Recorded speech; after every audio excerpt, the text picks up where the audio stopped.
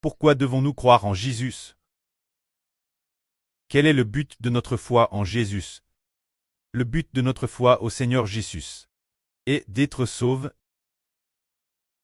Tous ceux qui aspirent au salut doivent venir croire en Jésus. Car nous savons que la Bible dit « Celui qui croira et sera baptisé sera sauvé ». C'est-à-dire croire en Jésus. Vouloir être sous le nom de Jésus. Et ainsi, tous ceux qui viennent se faire baptiser seront sauvés. Croire en Jésus, c'est pour être sauvé. Alors, nous disons, nous croyons en Jésus pour être sauvés. Cet homme a-t-il la capacité de nous sauver? Le point clé est, a-t-il la capacité de nous sauver? Et réfléchissons ce sujet.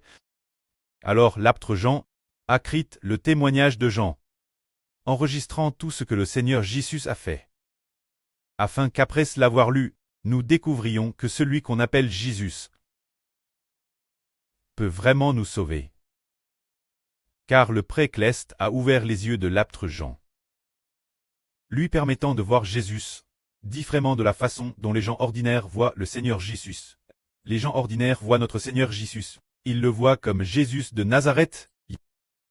Il est le fils de Marie, le fils de Joseph le charpentier. C'est ainsi qu'ils voient Jésus. Mais les yeux de l'apôtre Jean ont ouvert. Il voit Jésus comme Tangal Dieu. Avec Dieu crant toute chose. Toute vie creux dans l'univers. Rien dans l'univers n'a été fait sans Jésus. C'est ainsi que les yeux de l'apôtre Jean ont été ouverts. Alors si toutes choses dans l'univers ont vraiment été créées par Jésus, et que la vie a aussi été créée par Jésus, Jésus peut-il nous sauver? Peut-il nous sauver de la mort? Nous croyons en lui. Nous nous plâlons sous son nom. Nous sommes baptisés pour lui appartenir. Peut-il vraiment nous sauver? Si Jésus n'était que le fils d'un charpentier, s'il n'était qu'un homme, notre foi en lui serait vaine.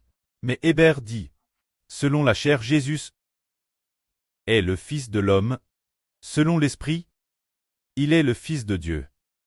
Au commencement, avant de s'incarner en homme, il était au ciel avec le précleste, avant que toute chose ne soit créée. Il était digé avec le précleste, et la source de la création de toute chose par le pré, passait par Jésus. De plus, la création d'Adam de toute chose et de la vie a été faite par Jésus avec le pré. S'il en est ainsi, nous serons certainement sauvés en croyant en Jésus. Alors, regardons le témoignage de Jean, le premier segment du premier chapitre. Lisons-le. Pour l'expliquer aux frères et sœurs. Au commencement, t'es la vrite. La vrite tête avec Dieu. La vrite tête l'essence de Dieu. Au commencement, il t'est avec Dieu. Toutes choses ont été faites par Dieu travers lui. Et de tout ce qui a été créé, rien n'a été fait par Dieu sans lui. Tout ce qui a été créé a eu la vie en lui. Cette vie éternelle est la lumière des hommes. La lumière brille dans les ténèbres. Mais les ténèbres ne l'ont pas reçue. La première phrase dit, au commencement, t'es la vrite. La vrite tête avec Dieu. Il y a 10 ans, le frère Hébert a lu ce verset. À l'époque, il lisait la version Union, qui traduisait ainsi. Au commencement, t'es la parole. Ah, la parole t'est avec Dieu. La parole t'est Dieu. Hébert a lu, parole. Serait-ce le taoïsme? Nous ne comprenons pas la voix. Maintenant frères et sœurs savent qu'au commencement t'es la vrite. La vrite ici se RFE une personne. C'est-à-dire la voix. Jésus-Christ de la vrite. Le Seigneur Jésus le chemin, la vie et la vie. C'est pourquoi Hébreu dit, au commencement le Seigneur Jésus existait DJ. Le Seigneur Jésus était avec Dieu au commencement. Il existait DJ avant toute chose. Et le Jésus de la vrite est Dieu, c'est-à-dire la puissance de Dieu. L'autorité de Dieu est toute entière en Jésus.